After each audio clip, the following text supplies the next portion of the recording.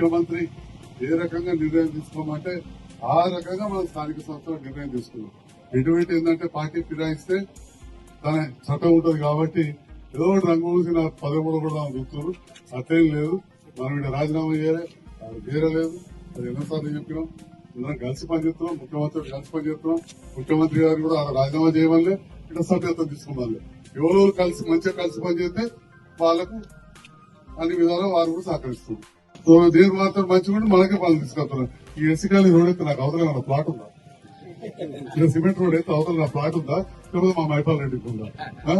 ఇక ఉన్న కింద గుడిలు చదువుకునే కథం అవుతుంది మన కానీ ప్రజల కోసం ప్రభుత్వంతో మంచిగా కలిసి పనిచేస్తే మనకు అత్యధిక నిధులు వస్తాయి.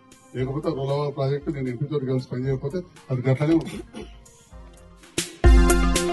డెఫినెట్ గా ఆ చట్టం ఉంది, నేనంటే లేను. నువ్వు ఇది బాగుంది ఏంటో ఆయన పది పోతే నాకు కాదే కాదు బాబు. ఆయన పది పోతే నాకు రాదు.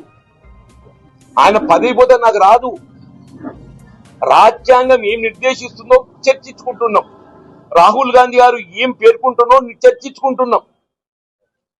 రాహుల్ గాంధీ గారు ఏం పేర్కొన్నారో గది చర్చిస్తున్నాం. అంతే తప్ప ఏదైతుందో ఆయన పది పోవాలి, ఆయన పది పోతే నాకత్తదా నీకత్తదా? ఎవరైనా చట్టాన్ని ఉల్లంఘిస్తే తన పని తను చేసుకోవాలని కోరుకుంటాం. మీరు మొన్న అర్థం కూడా చెప్పాను నేను. స్పీకర్ గారి పరిధిలో ఉన్నది. స్పీకర్ గారు ఏది ఇస్తుందో వారు రాజ్యాంగ నిబంధనలకు అనుగుణంగా నిర్ణయం తీసుకుంటారు అని చెప్పి నేను భావిస్తున్నాను చెప్పాను. నువ్వు ఎక్కడికి పట్టుకొచ్చా నౌకరు పోవాలని కోరుకుంటున్నా అంటే ఏమన్నట్టు నువ్వు నేను అన్నానా? అరే రాజ్యాంగం అంటుంది అంటే పార్టీ మాత్రే పదవి తొలగింపు చేయాలని చెప్పి రాజ్యాంగం చెప్తుంది. నేను చెప్తలేను. నువ్వు చదువుకో రాజ్యాంగం. నీకు ఈమంట కాదు, ఈమంట ఇస్తాను నేను. రాజ్యాంగ నిబంధనలు ఏం చెప్తున్నాయో మీకు కావాలి. మీరు చదువుకోలేదు అంటలేను నేను.